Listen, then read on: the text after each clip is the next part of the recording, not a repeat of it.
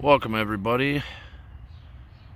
Just taking a look at one of our little set-aside areas in gardening or permaculture or whatever you want in your backyard. It's nice to have little areas that are kind of set aside and have a specific purpose. Right now we're looking at a peach tree that I had done a harsh prune on. You can see that it's grown back really well. And I think that might be a wisteria. I wanted to show you this little patch here because, for one, it gives you an update on how well this thing has recovered from a hard prune we did in February. So everywhere we cut, if I can get a visual here, okay, so we didn't actually cut that branch, but it extended and it brought out even more shoots because we had taken that main central leader off, and it was even taller than it is now. So we took off over half of this tree and it's coming back incredibly. You can see like one of the ends didn't end up growing from there, but it's a good thing because it got growth further toward the main trunk of the tree, because we don't want to have long branches and then long branches. We want to keep everything relatively short so when it gets fruit on it doesn't start breaking branches. But we really like this area because we actually get enough foot traffic through here, and we can actually sit in here and eat all of our raspberries. Now it's a little early for ripe raspberries, but we have a collection of yellow Ann, and there's some red raspberries, things like that. We even have a happy sugar maple, which will provide a little bit of shade. As you can see back here, we got them tucked away everywhere. We've been in the habit of taking cuttings and just kind of sticking them in the ground. That's how those two got there, or three maybe. Just grabbed little cuttings and stuck them in the ground in the middle of summer. It's really incredible. We hope to have this whole area just covered in raspberries. And then at the end here we have our perennial favorite.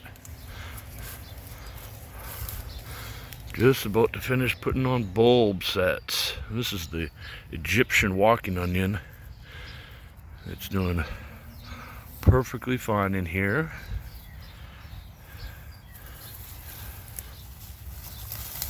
And see how thick the stalks are. I'd probably put just one set of bulb sets down here, and each of those three came up with a new plant, which will create another three. So it triples itself very readily, and you'll actually see more than one shoot come off of a bulb every once in a while. It's a great onion. You just cut that down here and see how pliable it is. Dice it up, add it to whatever dish you want. Yep, just incredible. But this is a really nice closed-in spot. We have a hazelnut right here. Got another black walnut. You got some asparagus here. See if we can get a little bit closer so you can see it's all ferned out. That's just kind of snuck a couple of crowns here and there. We just really like having a little bit of shade here. That's what some of these maples and things like that will provide. A little bit of shade. We have a black cherry, a local black cherry that we got. That's a wild crab apple. And then of course the obligatory maple trees everywhere. And right behind there is that pear that we had recently transplanted. Let me actually walk back here. We did end up trimming it, cut off a lot of the height of it, and it's something we should have done right when we transplanted it. It's been a couple of days, and we really hope that one of these buds can break out some leaves. It's just, we might have kept it into the shade of that other tree for too long. But if all else fails, we got currants all around here, strawberries, And our support plant, our comfrey. And of course, we always have this massive elderberry. See, it's nice. It's actually difficult to walk back here because of all the plants that are growing. But this is our kind of our centerpiece of the whole area is this elderberry. Here's one original stock from this year. There's one more right here, but everything else is all brand new from this year. So I'm it must be a later flowering variety, but I expect to see flowers on each of these heads. So this thing's gonna be, I don't know, 3 pounds of fruit. And just like whenever they do fruit, we'll just cut the heads off and put them, you know, let it fall into a hat or a bucket. Be able to make jams and syrups and jellies. It'll be a great thing to be snacking on with our toast in the winter. Here's a little sneak peek at the chickens. Just wanted to show you that even in a small area, you can get a lot of food. You can get a lot of diversity of plants and I don't know, everything else. There's vetches in here, and there's violets, and there's creeping Charlie, and there's wild grasses, there's summer bunch grasses. We got, I think that's I think that's an American alder, or American elder, however you want to choose. And all sorts of different diversity. Really excited to see what this hazelnut does next year. Just really putting on a lot of growth. Whoa! That's going to be an amazing amount of food right here in this small space.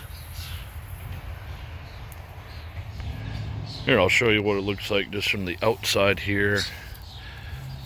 It's wild, it's crazy, but the amount of food that it's about to be producing and will produce in future years is going to be amazing. We even have a nice little access path.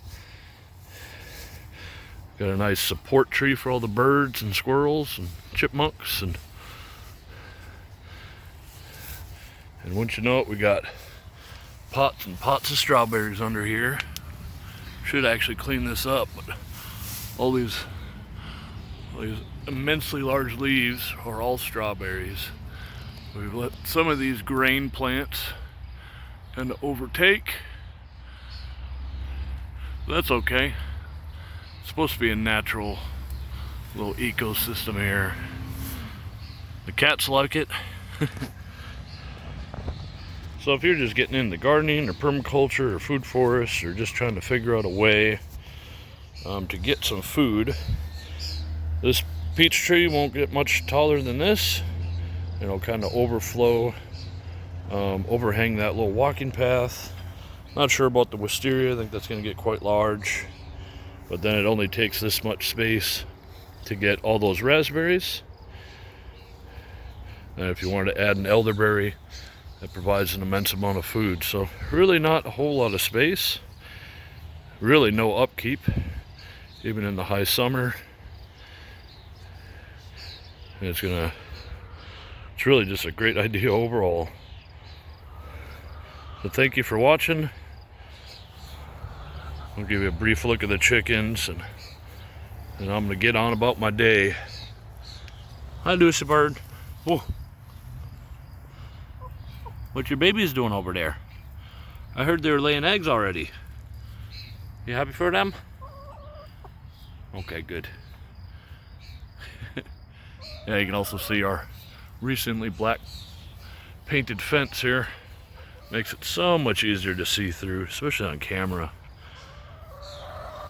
Really did wonders. Just grabbing some rollers and a gallon of paint, and I don't know, a couple hours, 3 hours I suppose, from start to finish, including a trip to Lowe's. I do some bird. And no chickens have run into the fence because they couldn't see it, so they must be smarter than I thought. These are our baby chickens. That 2 of them, seems like the little tops and the jowls or whatever, once they go from pink to red, that's a sign that they're laying eggs, it seems. So definitely in the eggs, and we're happy for that. And there's our comfrey plant that it just keeps growing. I think the chickens gave up trying to eat it. Hi. You don't want no more comfrey? That's enough for you? Yep, just keeps coming back, doesn't it? Just keeps coming back. That's why we like it. So, thank you for watching. They're gonna go, I don't know, play tag or something. Thank you for watching, and we'll see you next time. Alright, bye-bye.